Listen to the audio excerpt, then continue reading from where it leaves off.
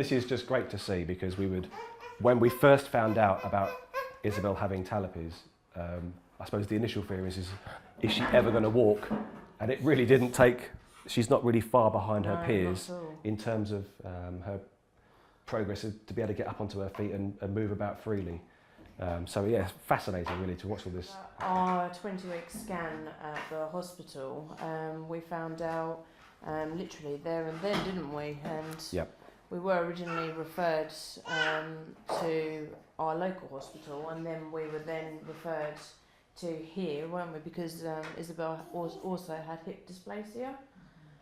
So we had both lots of treatment conducted from here. I think the initial, the sonographer, when she first found the little problem on the screen, she asked us to go away and have a little walk around, and then come back half an hour later, which we did. She did another scan, and then she said, your child has got bilateral talipes, which to us, I mean, it was a bolt out the blue, what is bilateral talipes? Yeah. And then she said, oh, that's club foot. Okay, right, so we've got club foot. I mean, it was then though, we didn't know. No, we weren't familiar with club foot. So there was some initial shock as we left the hospital that day, but pretty soon we realised that there is a lot of help for talipes and clubfoot. Yes, definitely. And we looked on the STEPS website, which gave some really good background information, and we were able to see from the STEPS website that it wouldn't be, there was a treatment course, and that in theory, providing everything went to plan, we'd have a little one running around. We had our first appointment at our local hospital, to which they then referred us straight to Ormond Street, mainly because of, as well, that she had hip dysplasia as well. Then literally it was within 2 weeks, wasn't it, we had our first appointment? Yep, very quick referral, and gosh, we're absolutely brilliant. We came in to meet the team on day one. We actually came in on day one thinking that we were just going to be having a discussion. Yes. But actually we were chucked in the deep end. Which and was quite nice. They started the treatment there and then. The good thing is that there's so much information available that we asked so many questions. We went through that, we knew from going through with Maya and the team exactly what the plan of action was. And as I say, because we were chucked in the deep end, it was like, right, we're going to do it like this, this, this and this.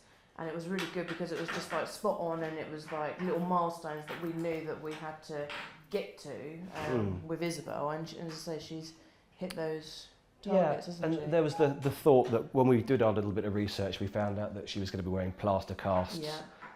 And that would go on for a number of weeks. There's another family very close to us at home that have got a child that's just a few months older that's got exactly the same condition, and again, that was really helpful to have a little support network that saw us through the tougher times. But really, I think it was harder on us than it was on Isabel, to be honest, because it was the thought of plaster casts being put on and off, and it didn't faze her at all. I mean, she wasn't in pain from the plaster casts, and the process of taking them on and off each week was actually quite straightforward, and the team here at Gosh were absolutely brilliant in doing that. This is our first child, so we don't know any different, but we've got another one on the way, so that's going to be quite interesting to see how we cope. But in terms of challenges, not really. I mean, it's obviously you're carrying a child around that's got plaster casts on, and so people naturally think that people that don't know what's going on, I suppose their initial fear is, oh, look, that person's dropped their child and broken the legs or something like that.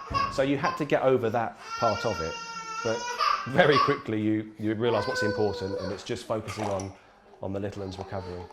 I mean, obviously there's that initial shock, which I imagine any parent will go through, but really, you don't need to be concerned. There is a treatment process that can get the child absolutely up on their feet, walking around with a very, very good long-term probability of success. There's lots of support available. There's lots and lots of support available, and so it's just reaching out for that support when it's needed. It's obviously a very professional, a well-run hospital with the best healthcare staff possible in an environment that's just brilliant for children. I mean, it's not like walking into a normal hospital. As I say, a first-time parent with a little one with talipes, I was like asking so many different questions, and I didn't feel that I couldn't ask the questions. Yeah, I think that the team almost acted as if it was their own child. It was quite personal and in-depth. It was really, really good. We're still in the phase of having quarterly reviews, and then at some point we'll switch to half-yearlies. But in terms of treatment at home, she wears her boots and bar at night time. We have them on for a minimum of 12 hours a day or night. Obviously night time's the best because she's asleep. The most that they're on for is 14 hours, but I suppose the average is 13. In terms of putting them on and taking them off, it is absolutely part of her routine, and routine is very important. I think Isabel believes that the boots and bar are part of her pyjamas. She knows no different. She lies down for you to put them on. Yeah. Isabel knows what's happening. She knows we put them on in almost the same place every night. Yeah. So she's familiar with it. And we have a song, don't we? Yeah. As well, when it's there's a song. There's a song for when they come off. That's right. Yeah. And I mean, we're at an early stage. She's just starting to talk now, so we are expecting things to become more difficult.